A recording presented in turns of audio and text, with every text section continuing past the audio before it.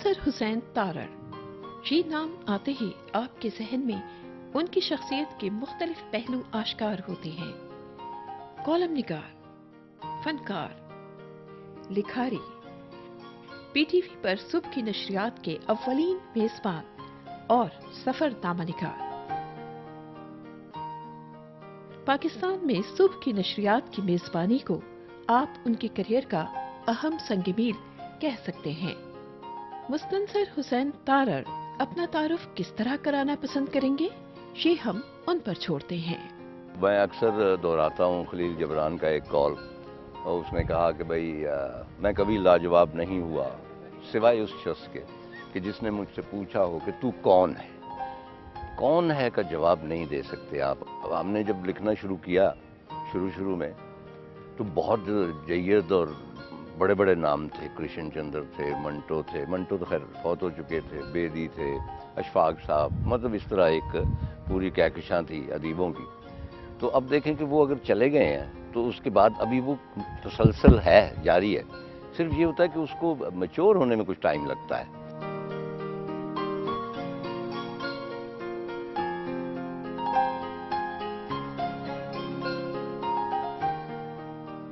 शायरी अपने अहद को या अपने पूरे मुआशरे को तमाम जो इक़दार हैं उनकी ट्रू रिप्रेजेंटेटिव नहीं होती। एक मुख्तसर एक फ्लैश सा होता है। सारी उम्र में एक गज़ल अगर काम की कह लेते हैं तो सारी उम्र मुशायरे कमाते रहते हैं। फिक्शन राइटर जो है वो अगर बुरा होगा तो वो कभी इस्टेब्लिश नहीं होगा। फिक्शन राइटर जो भी इस्टेब्लिश होगा बाकायदा, वो एक अच्छा या बड़ा फिक्शन राइटर होगा, मामूली नहीं होगा।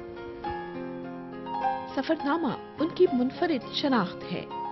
ये क्रेडिट बहरहाल उन्हें देना पड़ेगा कि महज उनकी तहरीर के बायस पाकिस्तान के हसीन शिमाली इलाकों तक लाखों अफराद के कदम पहुंचे।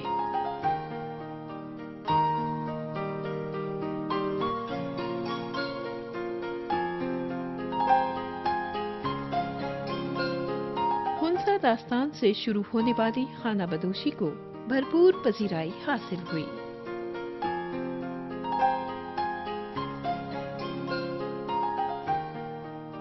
तारड़ जिंदगी के मुख्तलिफ रंगों को किस तरह देखते हैं, ये तो वो खुद ही बताएंगे। डिपेंड करता है कि जिंदगी के कौन से रंग आप देखते हैं, तो वो रंग आपकी आंखों में उतरते हैं और आपको जिंदगी वैसी ही नजर आती है। और वो रंग जो होते हैं मोहब्बत के होते हैं, रिश्तों के होते हैं, इश्क जिसको कहते हैं, या इवन अल्लाह ताला की तरफ जो लगन लगती है वो भी एक इश्क है, या मतलब लैंडस्केप के साथ मोहब्बत जो है। ये तमाम ज़िंदगी के मुख्तलिफ अनासर हैं, मुख्तलिफ मंजर हैं। मैं समझता हूँ कि आदमी जो है 2-3 मरतबा पैदा होता है। एक तो जब वाकई पैदा होता है, उसके बाद जब उसकी शादी होती है वो एक और जन्म है, टोटली एक लाइफ का और पैटर्न है। उसके बाद जब उसके यहाँ पहला बच्चा पैदा होता है, ये सब एक्सपीरियंसेस जो हैं आप उसके साथ पैदा होते हैं। आप एक नए इंसान के तौर पे उस बच्चे के साथ पैदा होते हैं क्योंकि आप शेयर कर रहे हैं उसके साथ। मैंने ज़िंदगी को मुख्तलिफ स्टेजेस में इंजॉय किया, खुश नसीब रहा हूँ हर मामले में। बच्चों के मामले में वो माशाल्लाह they are very well placed. बीवी के मामले में I am really grateful to her also. बल्कि वो कहा करती है कि भाई कामयाब इंसान की कामयाबी के पीछे एक औरत होती है, तो तुम्हारी कामयाबी के पीछे बहुत सी औरतें हैं। तारड़ की तहरीर सादा और बेसाख्ता है। यही वजह है कि उनके पढ़ने वालों की तादाद मुसलसल बढ़ती रही। मैं हमेशा कोशिश करता हूँ कि जितना भी सादा मेरा बयान हो उतना बेहतर है। सिरात मुस्तकीम नहीं लिखूंगा, मैं सीधा रास्ता लिखूंगा, ताकि ये मेरा है। बदलते वक्त के साथ इंसान की सोच भी किस तरह बदलती है, इसका एतराफ भी जरा देख लीजिए। मैं अपने उन दोस्तों के घरों में नहीं जाता था जिनके बच्चे होते थे। आई वाज़न्ट मैरिड, तो कि खामखा उनकी नाकें पूछनी पड़ेगी, हेलो बेबी कहते हैं ना, मतलब बड़ी वाहियात। हर बच्चे को आप प्यार नहीं करना चाहिए, मतलब है कि अच्छा बच्चा भी माइंड करता है। तो मैं नहीं जाया करता। लेकिन जब मेरा बच्चा हुआ और आहिस्ता आहिस्ता उसने ग्रोथ उसकी हुई है मेरे साथ, तो आई स्टिल रिमेंबर कि मेरा बड़ा बेटा जो है उसको मैं छोटा सा था तो उसको मैं ऊपर बिठा के यूं करके सैर करवा रहा था जी बाग में। तो एकदम एक कोई वेट सी चीज़ ऊपर से गिरनी शुरू हुई। आज मुझे पता था कि क्या है, लेकिन मैंने उसको झटका नहीं कि ये डर जाए।